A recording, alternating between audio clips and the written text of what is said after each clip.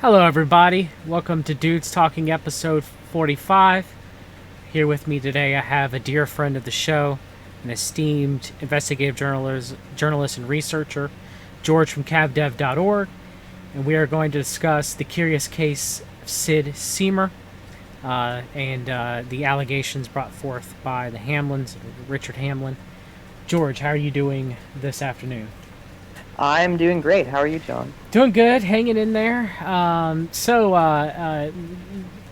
I first came across Sid Siemer, was when I think either you mentioned him to me about possible connections between him and the Finders, or I had found it and mentioned it to you. I don't remember which way it was. Yeah, I think Um, I sent the information to you. You said you had heard of it already, so yeah, we both came across it, I guess. yeah, and I had spent hours trying to substantiate it from something. All right, and Yeah. I could not. Like no, I couldn't find it. So why don't we start, George, with the Hamlins, or where do you want to start with? You want to start with Sid Siemer's background, supposedly Well, before the Ham? You know, I mean, I think starting with the Hamlins makes the most sense because that's when the case really began. Uh, the story pretty much begins in the early 2000s with a married couple, Richard Hamlin and Susan Hamlin, both of whom were successful attorneys, had met in college and lived a pretty well-off upscale life in El Dorado County, California. And they had many children. They had a seemingly good life on the outside, but on the inside, Susan Hamlin was suffering from all sorts of unresolved mental issues. If memory serves, there was an incident in 1999 where she had like abandoned her children in a parking lot or something, had a kind of dissociative episode, and she pled no contest to that. She kept having panic attacks and all other breakdowns, mental breakdowns, in the very early years of the 21st century. And her husband, Richard Hamlin, wasn't really sure what was wrong, but according to Richard, it ultimately came to light that Susan had been molested from a very young age by her father, Sid Siemer. And Dr. Sidney Siemer was an expert in plant biology, plant DNA. He had apparently worked at all sorts of chemical companies and biological consulting firms working on this sort of thing. He would do work on pesticides. He would do work on plant growth regulation, all sorts of things. So he was a fairly respected scientist in his field, and Susan Hamlin was one of Sid Siemer's children, and she had apparently been molested by him from a very young age, and she began, recovering memories about what had happened to her. She supposedly, started keeping a diary where she recounted her experiences, wrote a letter to her father, Sid Siemer, confronting him about the abuse that she had suffered. And Richard was with her every step of the way as she was starting to remember everything that she had endured. And the really disturbing thing about Susan's memories is that it wasn't just her father, Sid Siemer, who was molesting her. She remembered, or she made these disclosures that if it becomes contentious later on if she legitimately made them or Richard Hamlin made her say this stuff. But Susan's disclosures back then, what she wrote down, what she documented, what she claimed to police initially, were that her father, Sid Siemer, had a lot of like-minded friends who were also pedophiles, and so she was passed around to them. She was forced to engage in sexual contact with them. So Sid Siemer was basically pimping out his young daughter, and she also said that they would engage in satanic ceremonies, that Sid Siemer would use sort of mind control tactics like hypnosis and putting her into trance states and molesting her that way. And so basically, what she recounted was the standard, sadly standard experience that ritual abuse survivors suffer. That was what Susan was saying in all of her accounts. And what happened in like 2003 is that Susan sent a confronting letter to her father, Sid Siemer, asking him to own up to his years of molestation. And then Richard kind of flipped out. He started going around Sid Siemer's hometown in Fresno, putting up flyers calling him a child molester. Sid Siemer filed a lawsuit against Richard, getting him to stop. And the situation came to a head in 2004 when basically, I don't know, I remember exactly when it came out, but Susan basically admitted that Susan purportedly admitted to Richard that she had been at the behest of Sid Siemer molesting their own children, uh, and basically trying to induce them into the same sort of cult, abusive cult network, which is, a horrible thing.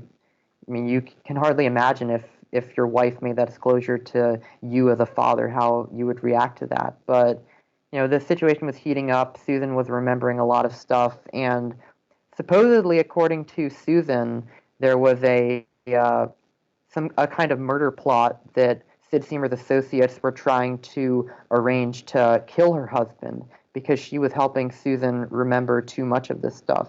And the people in this murder plot allegedly included a guy named Howard LaRue, aka Howard Milley, and a couple other accomplices who were trying to basically lure Richard into a compromising position and then kill him. And supposedly they beat up Susan a couple days before the alleged plot to try and make sure she stayed in line. And after this happened, she came home to Richard with her injuries, and Richard demanded to know what happened. And then they went to the El Dorado County Sheriff's Office to report everything. And I just want to say, the report that Susan and Richard made is on CavDef, linked on one of its pages. You can find it. And so we have the official documentation right here of what Richard and Susan said to police. And basically, Richard and Susan came together to the office. They told the entire story about how Susan began remembering her abuse, how there was this murder plot going on, how Susan had been molested from a young age by Sid Siemer and his friends, and then she was being induced into molesting her own kids by Siemer. And that's honestly one of the most disturbing parts of this report. She says outright in the report that she would masturbate her own children. She would orally stimulate them in order to, quote, keep the kids comfortable with touching and to keep the kids from thinking their sexuality was their own. The kids had to be touched by many hands, unquote. So Susan herself is saying all this in the report. Which is very similar to what occurred in the Children of God cult, George, with Yeah. very very very similar of what they were doing to calm down the children, especially those that were around Berg, his own family members. The story of DeVito, yeah, very very similar manifestations. Absolutely. Yeah, I mean, it's the same sort of mindset that, a lot of these sick pedophile groups have, the idea that children are sexual beings, they need to be exposed to this from a young age, and they need to be comfortable with the idea of sharing it with everyone else in the group, which is, obviously disgusting to normal people, but that's the kind of belief system that they use to keep having children who they can abuse and entrap in this network. And so Susan is making all these disclosures to the police. She says that her father, Sid, was involved in molesting all of her children as well. She even says that one of her sons in kindergarten had an assignment where the teacher asked us, basically had them complete a sentence. It started with, "I wish my mom," and then they had to fill in the blank. And, they would probably, expecting them to put in something innocuous like, "I wish my mom would, bake me cupcakes," or something. But Susan claimed to police that her son filled in the blanks with, "I wish my mom would stop licking me." So, yeah, I mean, Oh yeah. but this is stuff that Susan herself is telling to police, now albeit with Richard in the room, and police were not surprisingly skeptical, wondering if maybe Richard was putting her up to this, given that she had visible injuries on her body that they claimed were from the cult, trying to beat Susan to keep her in line and stick to the plot. So the police, basically, they had Richard Hamlin leave the room. They got Susan alone.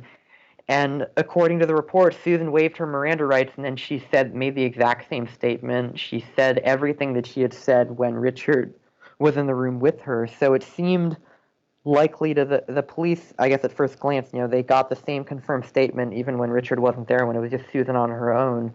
And the police ruled that the children did not seem safe in the Hamlin's home, so they put them into Child Protective Services pending further investigation. And that was where it stood for uh, a couple of days. But then 2 days later, Susan recants everything she told to police, or basically everything, and says, "I was never molested by my father.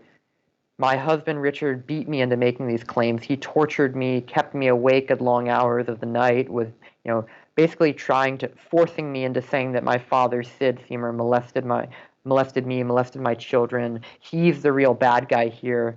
And police immediately seized on that and arrested Richard Hamlin. And he was indicted and put on trial for various domestic violence charges, including the charge of torture.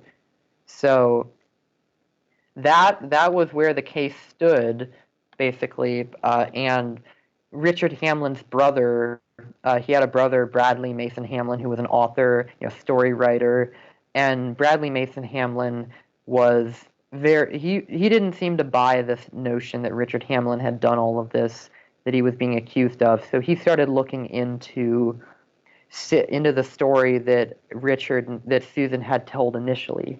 And if you look at the report, the police report, one of the things that Susan mentions is that her father, Sid Siemer, was keeping child pornography and snuff films at a self-storage center in Indio being a city in Riverside County, California. And what's notable about this is the fact that Indio, California, in the early 1980s, which is when this abuse is alleged to have taken place, is where the Cabazon Indian Reservation was located.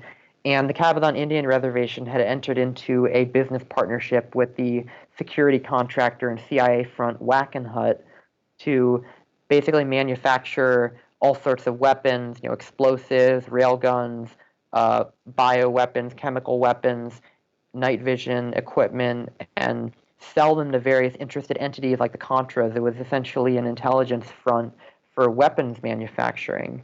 And It's pretty safe conclusion to say the counts for national policy, or at least players within the CMP, like Oliver North, probably knew about this going on, right, George? You would say absolutely. George H.W. Bush administration, Yeah, this was during the early days of the Ronald Reagan administration, and of course Bush himself was pulling the strings behind much of the foreign policy that was going on. Yeah, and why did I all say George W. Bush? I meant Reagan, and George H.W. Bush is the vice president. I'm sorry. I don't know what I was thinking. I'm a little scatterbrained. But yeah, it's safe to say that they, knew at the bare minimum, but it was likely, put forth by the government, by the world order, to do all this, through the Indian reservation, through, one of their, to distance themselves and saying, well, it wasn't directly us, it was Wackenhut that was doing all these things. Very similar to, you know where I'm going with this. It's called Academy now. I don't know. I'm drawing a blank on this too. Blackwater, yes. Yeah. Using private contractors for plausible deniability, Eric Prince and everything. So. Yeah, even though Wackenhut's, one of the most obvious CIA fronts ever. I mean, it was started by George Wackenhut, who, if memory serves, he was an ex-FBI guy and a reactionary John Bircher, and he had been involved in compiling dossiers on suspected subversives back in the 60s, which of course would mean the anti-war and pro-civil rights crowds. And he and a bunch of other people got together, made this security company, and one of Wackenhut's earliest jobs actually was basically infiltrating the investigation of Jim Garrison. They were hired by Clay Shaw's defense team to try and sabotage his prosecution of Clay Shaw for the murder of JFK, and Wackenhut's done a lot of other dirty deeds since then. And according to an article in Spy magazine in 1992 by John Connolly, Wackenhut had a very close relationship with the CIA. They they allowed CIA officers to use Wackenhut as corporate cover. In Belgium, the Belgian branch of Wackenhut was led by a guy named Marcel Barbier, who was involved in an underground Gladio network called the Westland New Post. It was involved in a lot of terror operations there, and that all ties into the Dutroux affair pedophile network in Belgium as well. So Wackenhut has a very long history with U.S. covert operations, and They were, of course, partnered with the Cabazon Indian Reservation doing all this stuff in Indio. So it's very, very provocative for uh, Susan to be claiming that her father, Sid, is involved in these molestation activities in Indio, California at the exact same time that Wackenhut and the reservation are doing all of this weapons development. And so Bradley Mason Hamlin, Richard's brother, started doing research about this situation, came up with the whole octopus story that Danny Casolaro had stumbled into, which had led him to investigate Indio. And then Bradley Mason Hamlin got in touch with everyone's favorite ex-FBI guy, Ted Gunderson, who had done a lot of work. Ted Gunderson bumbled into it like he bumbles into everything there, Georgie boy. Huh? Yep, pretty much.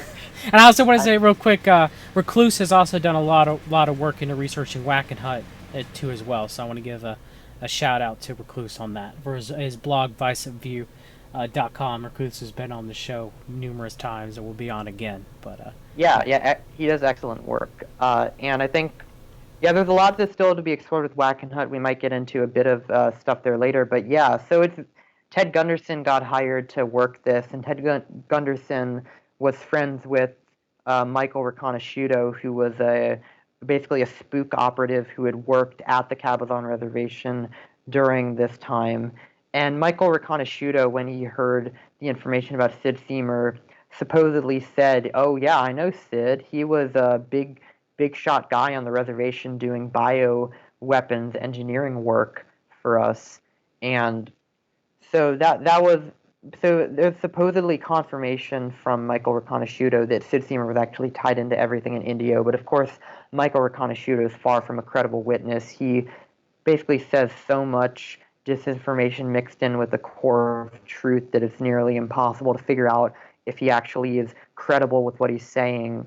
Journalists like Sherry Seymour, who wrote the book The Last Circle, devoted decades to trying to figure out what these sources in the whole octopus conspiracy, whether what they were saying was true and which parts of it were not true.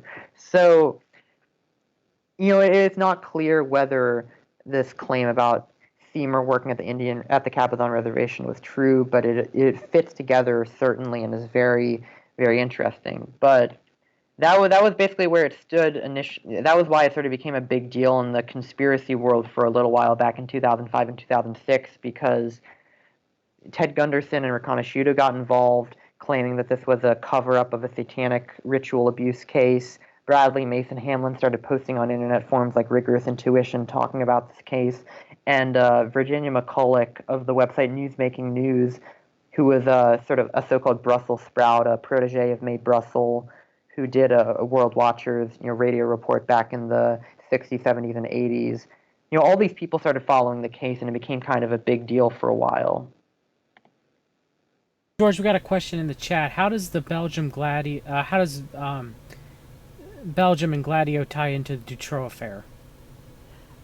Basically, and I think if the best resource for this, if you want to find all the documentation compiled together, is the website ISGP. If you look up its article Beyond the Dutroux Affair, you will find its extensive summary tying the Dutroux, the ring of Dutroux molesters to the Gladio operations. But basically, a lot of these people who were involved in these paramilitary stay-behind networks committing terror operations at the behest of U.S. intelligence agencies were also involved in the child trafficking to some extent.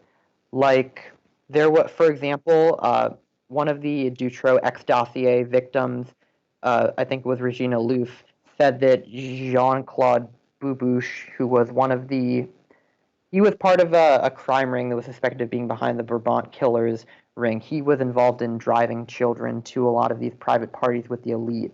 So, yeah, I have to refresh my memory on exactly who these people were, but a lot of these underground covert operatives from these fascist networks were involved in the child trafficking as well. So they were part of the Belgium Stay Behind network within Operation Gladio. Yep. And then Operation Gladio was a part of many, many countries in Europe: France, Denmark, Germany. Of course, they were headquartered in Italy, in Rome. Sometimes the roads definitely do lead to Rome. So yeah, and so when I try, I mean, I really did, man. Like, I try to substantiate any finders connections. Now, Robert Gardner Terrell worked for security companies that he never named in Los Angeles, but he never named who they were. There's no connection directly to any finders that I know of working for Whack and Hunt directly. Yeah, Um, right. that that I could see. Um, Also, in addition, the Finders warehouse was in San Francisco, of course.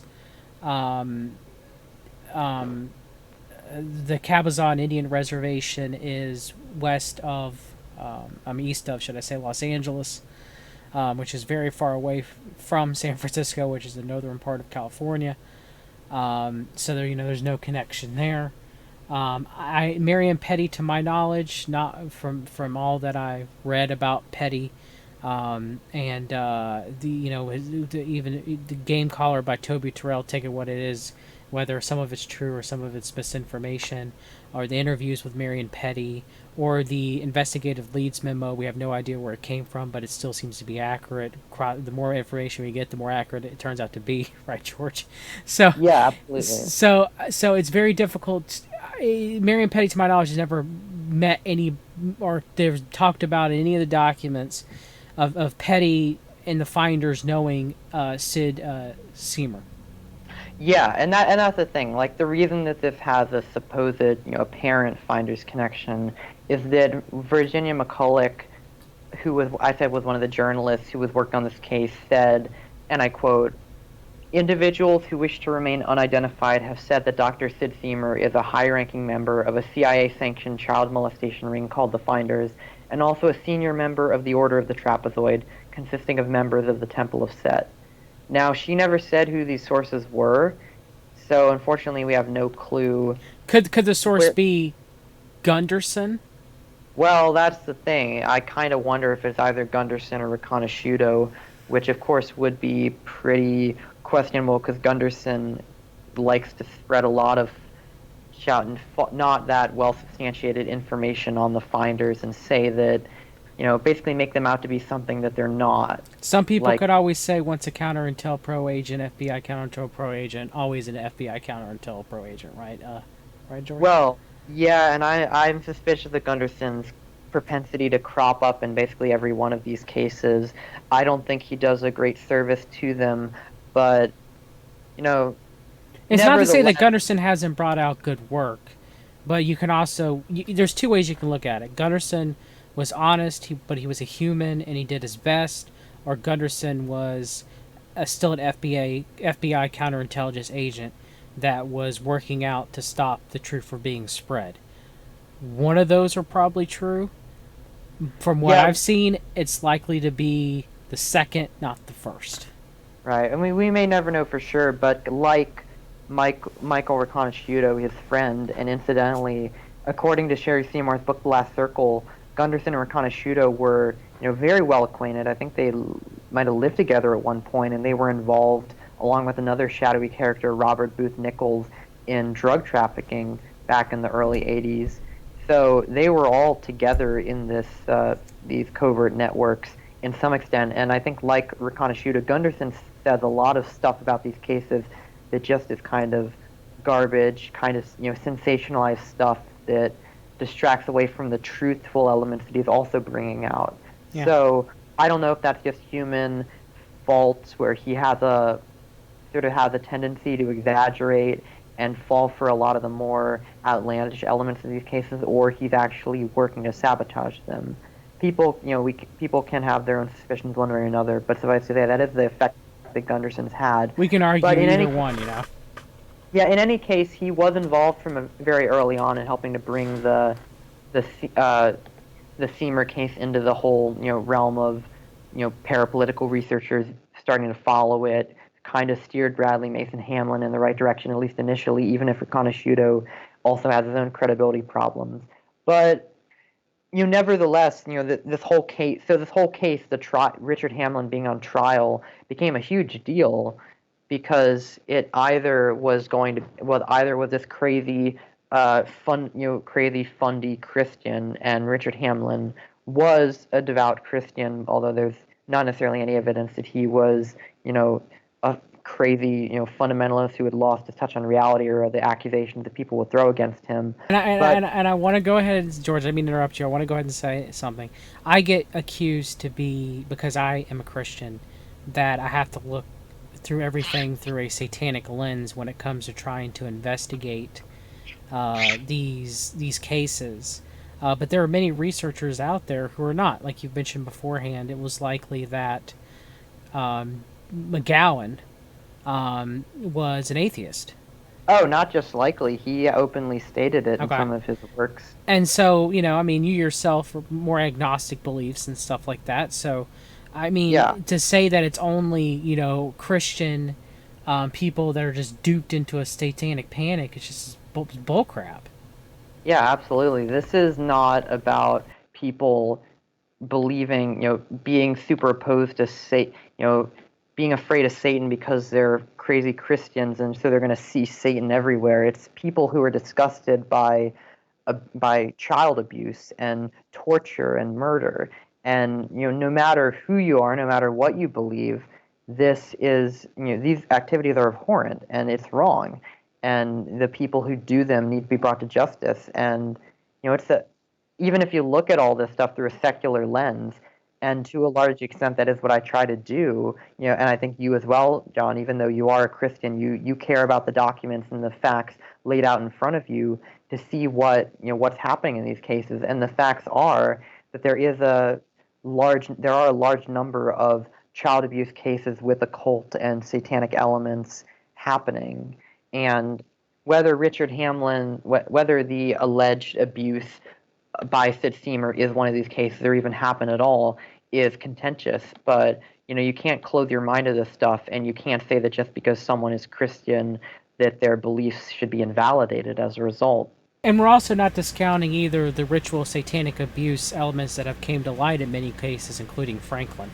So, Of course. you understand what I'm saying? Like we're not discounting those either. Like you see in Franklin or McMartin, or you see in the finders, even with the execution of Henrietta and Igor. But we still have to report the truth and not try to sensationalize things. Just because if you're trying to convince people that this is really going on, you can't jump to the elite are eating babies and drinking blood, because that's not going to work. Yeah, and that's the fine line you have to walk, especially with a case like this with Sid Siemer. There's so many elements that seem interesting because they fit in with a lot of the stuff that we know happens in other cases. You have the connection, you have the apparent seeming connection to the Wackenhut Cabazon joint venture in Indio. You have the child abuse elements. You have Susan directly talking about mind control and hypnosis in her early accounts to police and elsewhere. So all this stuff seems to fit together into this framework that we, as researchers of the so-called witch hunt narrative, are very familiar with. But it's not enough to say that just because it looks like it could be one of these cases that it actually is real. And that's the thing that you and I have both struggled with for a while, trying to confirm anything about the Sid Siemer case. And it's tough. For example, the claim that he worked at the reservation in Indio. Reconasciuto says it, but that's not the best source. Uh, Susan mentions Indio in her police report unprompted, and she's the first person to bring it up, but she just says it was at Indio. She doesn't say that it actually happened, that it was actually at the reservation, even though it seems likely that that is the case because there wasn't much else going on in Indio at the time. It was basically a desert community aside from the reservation there. And then you have Rachel Begley, and Rachel Begley, also known as Desert Fae, spelled last part of the name spelled Fae. She was the daughter of a man named Ralph Boger, who, along with his friend Fred Alvarez, who was the tribal leader of the Cabazons, and his girlfriend Patty Castro, they were killed in 1981 in a brutal triple murder on the Cabazon reservation, just when they were about to blow the whistle on all of the crimes that were being committed by by John Philip Nichols, who was the financial administrator of the Cabazons, who had entered into this deal with Wackenhut to involved themselves in all of these covert activities and these bringing casinos onto the reservation as well. So these people were killed for trying to blow the whistle, and Rachel Beckley took up this work after she realized what her father had been involved in. And she researched a lot of this stuff, put up a website for a while, and she insisted that she could easily get proof that Sid Siemer had worked on the reservation, and she openly talked about him being a part of the finders who had brought the finders onto the reservation too. And she apparently had documentation on her website up at one point, but unfortunately her website's now down. She's disappeared from this whole community and doesn't really seem to respond to requests to talk about this anymore, which is sad. She had been involved in actually bringing a suspect in her father's murder and getting him indicted. And the authorities were going to pursue this case, but then all of a sudden they just dropped it for a pretty dubious reason. And the guy, Jimmy Hughes, was allowed to go free, even though Jimmy Hughes more or less admitted that he knew about what happened to her father, that he had been killed in a mafia hit, in his words. He himself admitted to being a hitman for the mob, and he was in Honduras as a minister involved in giving support to some of the people who would later be involved in the 2009 coup d'etat in that country. So he was an obvious spook as well. So Rachel Beckley disappeared, and she supposedly had the goods on Siemer, but now there's really no one else left who really knows anything about the case, other than maybe Virginia McCulloch, who seems to be pretty resistant to talking as well. I have emailed her on this as well. But, focusing on what we can prove about Sid Siemer, if you look at his career, he definitely has been involved in a lot of this research that could be related to bio warfare. He in 1972, while he was working for Abbott Laboratories, and by the way, Abbott Laboratories had back in the 1960s they had some kind of business arrangement or license to legitimately produce 2 million doses of methamphetamine and sell it to some mobsters on the East Coast. This is actually on Wikipedia of all places if you look it up. So this is an interesting company itself. But Abbott Laboratories, which Sid Siemer was working for back in 1972 after he got his PhD,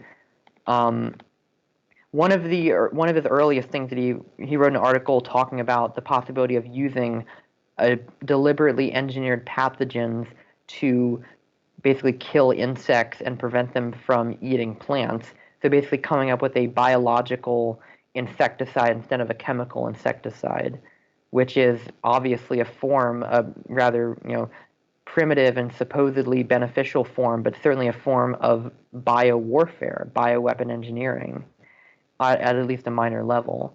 And he also was involved in a lot of research on plant growth and on pesticides, the effect that pesticides like methyl bromide would have on plants and on human populations. So he has a long history of working on this stuff, and he was even at some kind of Forest Service conference back in 1973. That was also attended by a lot of U.S. military people and also by a man named Robert Stormont at UC Davis.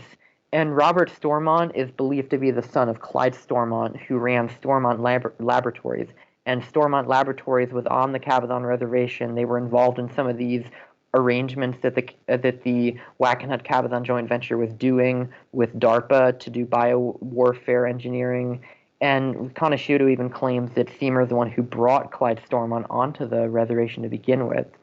So again, Siemer has a lot of interesting connections, and it seems that at least in some way he was involved in working on making agents of biological warfare, but we don't know if he did that on the Cabazon Reservation yet. We just don't have the proof, unfortunately.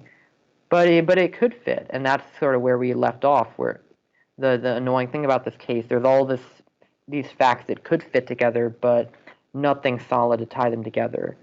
And what I think is the most important and the most promising area of inquiry, which I'm trying to do, and one of the important reasons I wanted to have this stream today is just to talk about this, is I think that, to determine if this case is worth pursuing further or if it's just one of those sensational stories that needs to be dropped. And the most basic piece of evidence and probably the easiest thing to prove is a question of whether Sid Siemer was a child molester or not. I think that's the key here and what we have to try to find evidence of. Because according to Richard Hamlin, while he was on trial, he was keeping an online blog basically documenting what was happening in the case.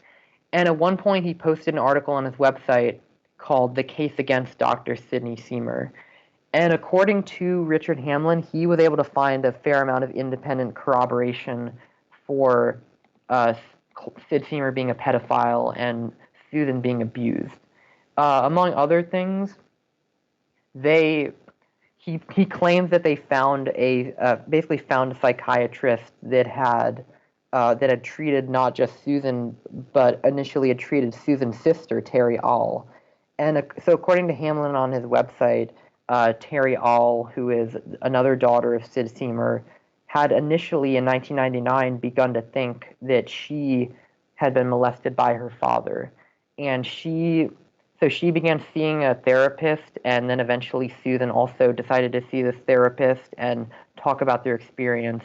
And according to Hamlin, the therapist actually testified in court that he had seen both Susan Hamlin and Terry All about this, and mentioned her going to counseling due to belief that she had been molested by her father.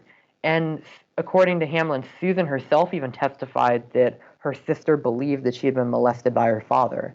So even Susan herself in court is supposedly saying that it wasn't just her being, her who was saying this stuff about Sid, it was also her sister. And of course, her sister was not also being beat by Richard Hamlin into saying this stuff. So then you have to ask, what are the odds that she's being beat by her husband to make these claims about Sid, while her sister is independently at the same time coming to the conclusion that her father has been molesting her?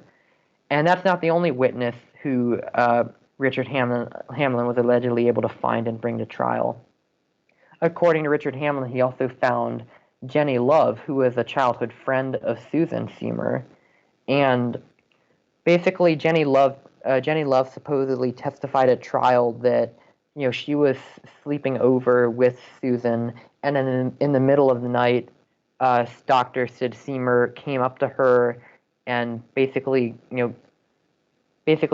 got on top of her, grabbed her breasts, and when Susan saw this, he basically just ordered her roll over and go back to sleep, and Susan just obeyed immediately, totally complied with him. So allegedly, you supposedly have this childhood friend of Susan testifying in court that Sid Siemer molested her. And then also you have another childhood friend of Susan who had also been there at a sleepover and remembers Susan waking up, screaming, and seeing her father, Sid, standing over Susan and then slapping her for making this noise and telling her to be quiet. And the claim that Sid Siemer apparently made is, he was over her because there was a slug in her sleeping bag, which seems pretty ludicrous. If your daughter is scared of a slug in her sleeping bag, why would you be standing over her, slapping her, and telling her to shut up? Like that explanation doesn't really hold water. So you have all these alleged witnesses who Sid Siemer was able to dig up, who Richard Hamlin was able to dig up about Sid Siemer and independently confirm that he was a child molester. And Richard Hamlin also claims that he was able to obtain that homework assignment that their son had filled out saying, "I wish my mom would stop licking me," which also serves as independent confirmation that something sick was going on in the Hamlin home because of Susan. So there's allegedly a lot of confirmation, independent confirmation of Sid being a pedophile and a child molester that was unveiled in Richard Hamlin's trial. And the question is whether this was true or whether he just made this up and posted it online, because of course he can say anything. We don't have the official court documents to confirm it, but it certainly could be the case. And so I have personally, and I want all listeners to keep this in mind, I have personally contacted the El Dorado County Superior Court, ordered the entire case transcript, and they have it all. They have about 1,200 pages of it, and we can order all of it and get it online and sift through it and see exactly what was said at this trial and see if Richard Hamlin's claims stack up or not. But unfortunately, the trial transcript it costs about $800, which is not an insignificant amount of money to send in for these public records. So I think it's very important for us in this research community to get to the truth of what happened with Sid Siemer and Richard Hamlin. I think that it's worth knowing if this was a real child abuse case, in which case there were a lot of people who are sadistic child abusers who totally got off, or whether this was all just a case of a husband who went crazy and beat his wife into making these disclosures. He was mentally ill or unstable, and there's nothing to pursue here. I think either way, it's important for the truth to come out, and if this does tie into a lot of other child abuse cases and other perpetrators who were never brought to justice, I think we as a community need to investigate that. So, I would really appreciate it if people here could help, contribute any amount of money that they can to raise funds for this public records request. I said $800 in total. There's a cavdep.org has a donation page that people can go to and send. I'll in put a whatever link to it, George, for you. Yeah, and I don't usually do this. I'm No, not you trying don't. to panhandle people for money. I usually try to fulfill these requests on my own dime. But this time it's certainly a bit much to do. And, people here, I think, hopefully know that I've been involved as a dedicated researcher of this stuff for a while. I will put these documents up online for everyone to see and everyone to read as soon as I get them. So this is not just going to be an empty gesture. This is an important thing for the entire community and something that I'll be sharing with the entire community. But I think it's important for all of us to, to get to the truth of these cases, do the same kind of work that Ross Chait did in his book, The Witch Hunt Narrative, when he looked at the original trial transcripts and tried to determine exactly what was going on in cases like McMartin and the Glendale Montessori case, and the Frank Fuster child abuse case in Country Walk. Basically, it's easy to peddle the same conventional narrative of, oh, this case was a witch hunt, this guy's crazy, it's all satanic panic, and not even think about it. And that's what the mainstream media tends to do in these cases. There's no original investigative work here. They just say, they just repeat the same exact thing over and over again. And very few people out there are willing to do the legwork of really seeing what's going on. But I think we as a community of parapolitical researchers and child abuse ring researchers have a responsibility to do that work and see what actually happened. And so I think getting a copy of the trial transcript is a very important endeavor here, and I think will get us very close to the truth of what actually happened in this case, or at least bring us the first solid fact of what happened in this case.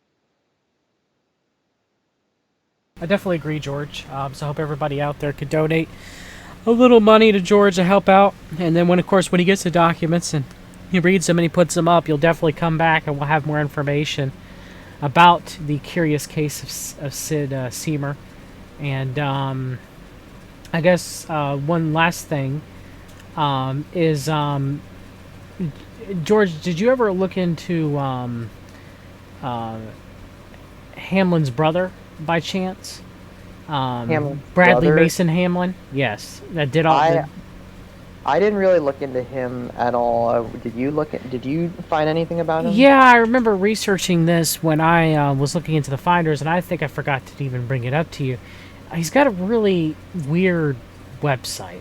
Okay, where I remember it did seem a bit odd to me when I tried to find a contact email for him. And especially when you look back at the previous posts he's had throughout the years, and it could just be because he's just some cool,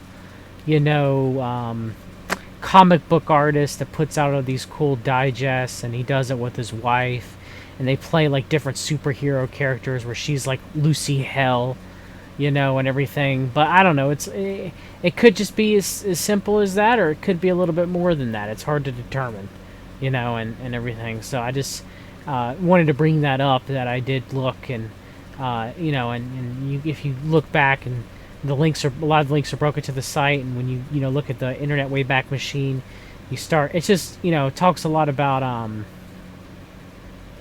talks a lot about secret societies and be the 0% and magic, and it's just a little odd in my opinion.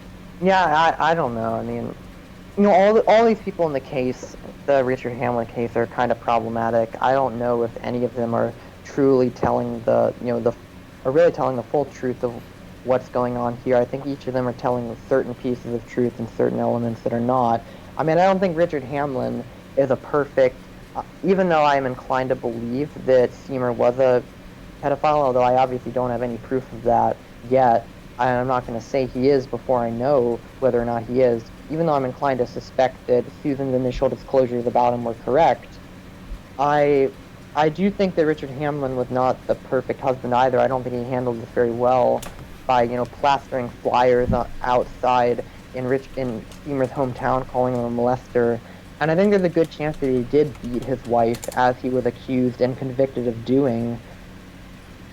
But I think that, what would you do if your wife suddenly admitted to you, "Oh yeah, I've been molesting all of our children"? I think you might have a little bit of a reaction. I'm not saying that it may escalate to physical violence, but I think someone would become very quiet angrily. Or vice versa, if your husband said that that he was molesting, your kids and your wife, you're gonna be pretty mad, I would assume, if something like that happened.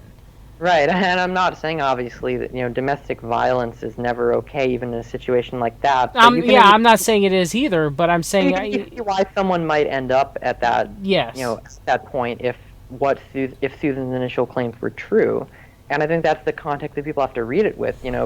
Put yourself in if this stuff is true, because if we do get these court documents and we find that Sid Siemer was a child molester, based on independent corroboration from people other than Susan, and also corroboration that Susan's initial story was true, then the prosecution's narrative kind of falls apart, because then the prosecution's claiming that Richard beat his wife into making disclosures about Sid Siemer molesting her and their children that were not actually true. But if the disclosures were true, then what exactly was he beating her into doing? I mean, at the very worst, he was beating her into, not recanting, or beating her because he was angry at her for doing this, which of course is reprehensible and he would still be culpable. But what this case affected, what the guilty verdict of Richard Hamlin accomplished, was to basically cover, if Siemer was a pedophile, then all of that was covered up, and he was more or less exonerated in the court of public opinion. No one's going to believe him. No one's going to believe Susan's initial statement. Everyone's going to think that this was just some crazy fundy who beat his wife into saying that she was satanically abused. And maybe that's what happened in this case, but I think that there are many indicators that it was something far more disturbing and far more widely reaching than that. And so hopefully with the public release of these transcripts, we can finally determine what the truth really was in this case and see if it's worth pursuing this further. Maybe Sid Siemer was innocent, but if he is guilty, then he and a lot of other people were probably all in this together as a cult scenario, and there are a lot of unprosecuted, unpunished people involved in this, and it could go very high, could go into intelligence circles like India, could even go to the finders, although this documentation there is pretty suspect. But it really is a matter of, do we want to pursue this further? Do we want to, is this worth investigating, or is this something that we should probably file on the back burner? Yes, and I'll help lead to that. Quick question, George, that I know that you know, but I still want to bring it up. Someone asked in the chat, is Jonathan Elenoff credible? Is there any corroboration for his claims about sexual blackmail in the Denver, Colorado area? Yeah, that is a good question, and I guess I would say a lot of what he says is not corroborated, but everything that he says is either checks out or is certainly not been disproven. The stuff that he claims about Pat Sullivan being this well-connected guy who was able to get away with a lot of his abuse and likely be involved in several murders is certainly true. Confirmed that. About the sexual blackmail, unfortunately, I don't really have it on from any source other than Elenoff directly. He himself was getting this information from a lot of insiders, former victims of the ring, and people from military and intelligence circles who were kind of blowing the whistle to some extent. So, unfortunately, a lot of the stuff so far really relies on Elenoff alone. And I am inclined to believe Elenoff because he's appeared on many of these on various radio shows. He speaks about this stuff, very naturally as if he really did live through these events, and it checks out. It all fits together with the same framework that you saw in the Franklin scandal and elsewhere. But Would you put him in the same league as a Russell T. Nelson, or a little bit more credible than Russell T. Nelson, like a Well, he's not a Russell Nelson. He never lived through any of these events. Elenoff was an investigator who Okay.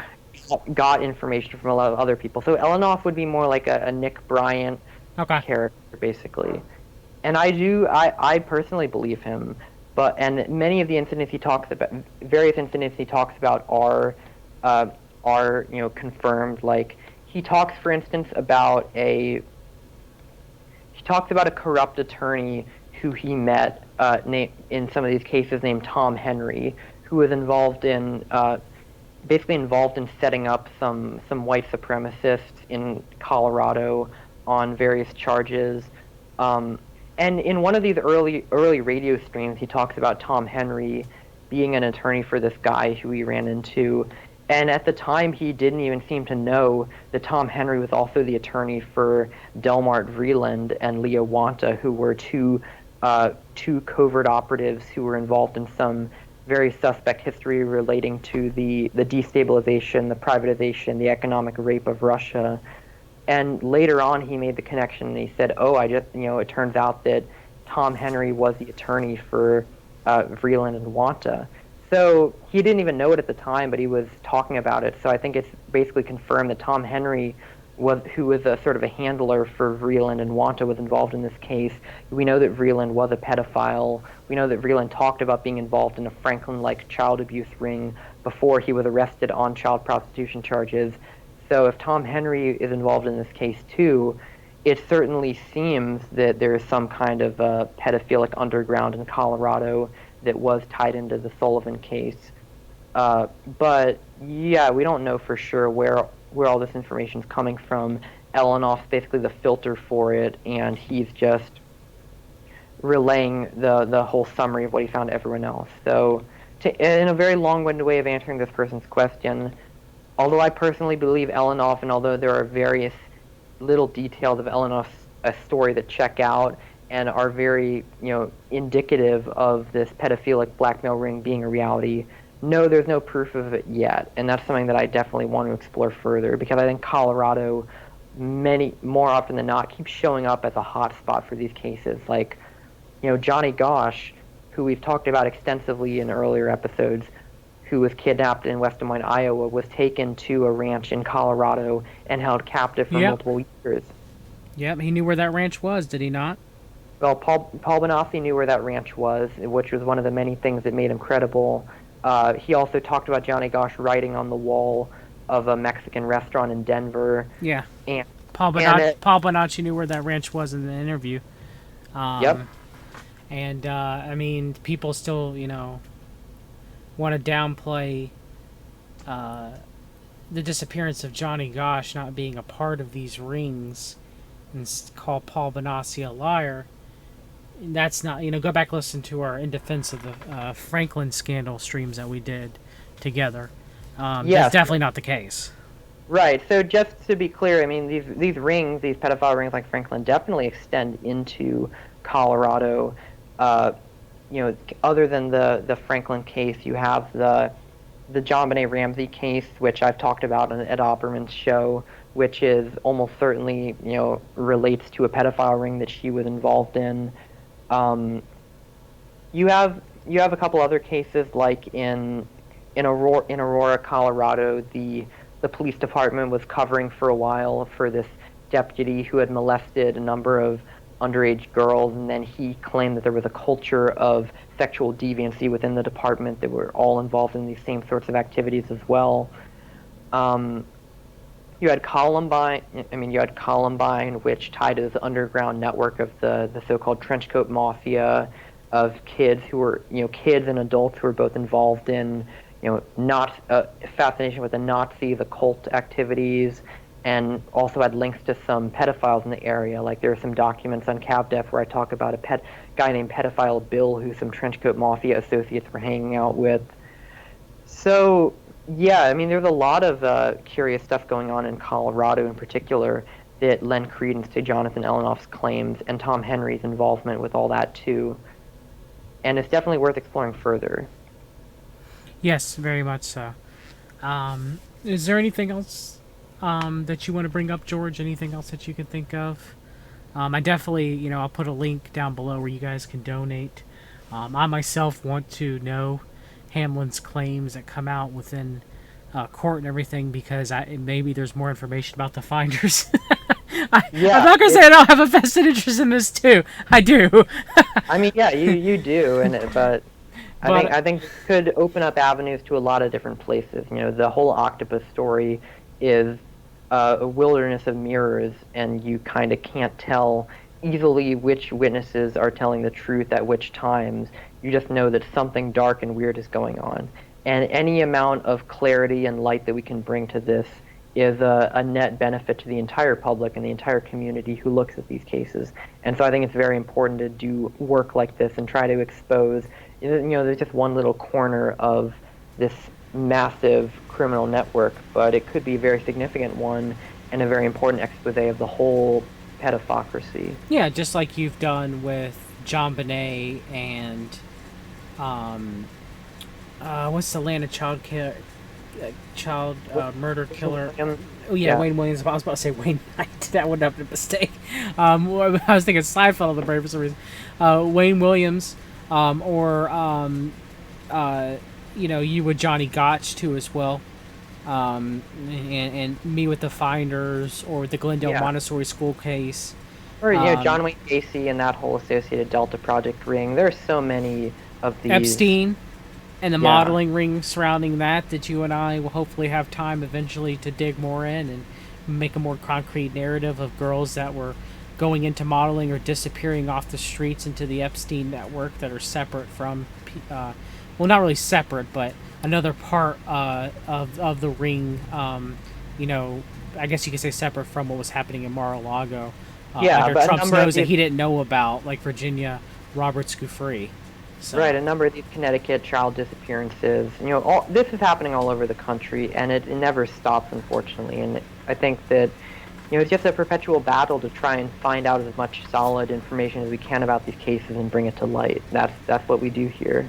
Yeah, that's why, we're not saying 100% take the claims of Richard Hamlin against Sid Siemer, at 100% accurate, because we don't have all the information in front of us.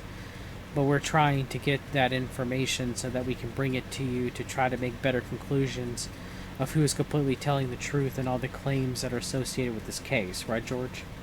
Yeah, absolutely. I think that, that's all that we can really do as, independent researchers, but it's an important public service and something that we are going to keep doing. Keep on bringing you the documents and keep on bringing you the verifiable information about all these cases. Well, thank you for keep doing great work, George. Everybody that's in the chat, definitely head over to cavdev.org and look at all the research that George has put up.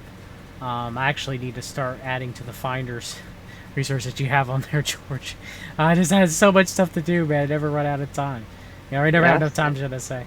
But I definitely want to thank you for having you on. This is going to be a short stream just because with the curious case of Sid Siemer, we need more documents. We need more documents to flesh out what's going on. So. Yeah, we can't do very much until we have that. So, as soon as I get them, definitely be able to update everyone with what's been found and what we know about Sid Siemer, if anything more is discovered. Yeah, and I definitely want to thank you have you on, George. And next couple of months or maybe longer, I want to have you on again when you have some free time to discuss the findings of that you found on the John Benet Ramsey case. Oh yeah, yeah, of course. Definitely some new stuff is being picked up there. I'm talking to various sources about the pedophile ring aspect. There's some stuff about the Manson, Charles Manson connection to the JonBenet case, if you can believe it. So there's a lot of new stuff that'll hopefully be coming out fairly soon, within a few months, if stuff keeps going as planned. I guess one last thing. I guess I should have brought this up before we gave the conclusions, but what about the document that you got in relation to the Franklin scandal and possible, well, not possible, direct connections to NAMBLA? Oh, yeah.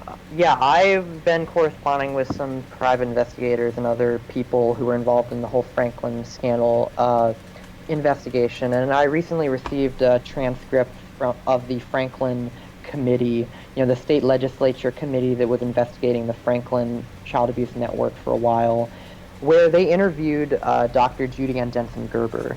And Dr. Gerber was basically a psychiatrist who was very involved in child protection activities. She had led a crusade to get child pornography banned because, believe it or not, back in the 1970s, child pornography was actually legal throughout most of the country, and she helped lead the effort to get it criminalized. And Judy Ann Denson Gerber had dealt with a lot of these abused kids through her organizations like Odyssey House, and so she had been called to testify to the Franklin Committee because she had evaluated Paul Bonacci, basically verified his multiple personality disorder, and said that his accounts of satanic ritual abuse were very credible and in line with what she had already found through talking to other victims.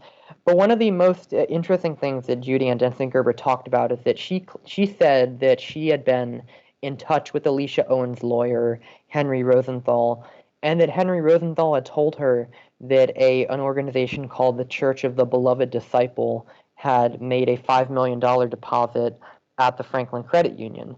Now, the Church of the Beloved Disciple is a church on the East Coast in New York, and it was one of the early sort of breeding grounds for the North American Man-Boy Love Association, which I believe most people here are familiar with NAMBLA as a sick pro-pedophile group that not just advocates for the supposed right for adults and children to have sex, but with a belief that children are inherently sexual beings, the belief that relationships between adults and children are healthy, that society is just stigmatizing it, and also basically gives advice and manuals on how to lure children, how to get away with molesting children and not get caught.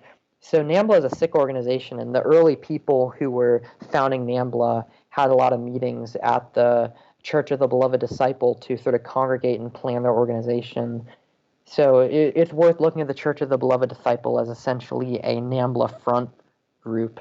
And there's an obvious question here of why is the church on the East Coast, why do they have a $5 million account at a credit union that's supposed to be serving Omaha's poor black community? This does not add up in any reasonable way unless, of course, it's their shared interest in pedophilia. And that's just one of the interesting things that I've finally come across and been able to verify. The claim that NAMBLA and Franklin are connected has long been made in this whole community, but there's been no confirmation until now. Now we know more or less that a NAMBLA front organization had a $5 million deposit at Larry King's Franklin Credit Union. So obviously there's some kind of connection with Franklin and NAMBLA. And that's very interesting because NAMBLA shows up in a lot of these cases. For example, I don't know how many people here are familiar with the abduction of Michaela Garrett in November of 1988 in the San Francisco Bay Area. But Michaela Garrett and another girl who was kidnapped earlier that year, also in the Bay Area, named Amber Swartz Garcia. Basically the following year, there was a guy named Richard Hellwig who was busted as he was coming across the border from Mexico back into San Diego, and Customs stopped him because he looked very nervous, and so they searched him and they found that he had a massive cache of child pornography also had manuals on ages of consent of boys and girls in various countries. So this guy was a total perv and probably involved in a child trafficking network as well. And he was investigated, and authorities went and talked to a woman with whom he'd been staying in Mexico and their two children, who both said that Richard Hellwig had molested them, and also that Richard Hellwig had been keeping two girls down at his home in Mexico, which just happened to, and they happened to identify them as being Amber Swartz Garcia and Michaela Garrett. So Richard Hellwig was probably involved in trafficking these two girls, and one of the most interesting things that they found in the investigation was that Richard Hellwig's address in San Francisco was also the address of the San Francisco headquarters of NAMBLA that had already been under investigation by the San Francisco Police Department. So it appears, almost certain that a group affiliated with NAMBLA was involved in trafficking these two missing girls from Northern California. And I'll note as well that Michaela Garrett, the person who abducted Michaela Garrett, who was described as a tall, thin, fairly young-looking man with long blonde hair, and a bad facial complexion.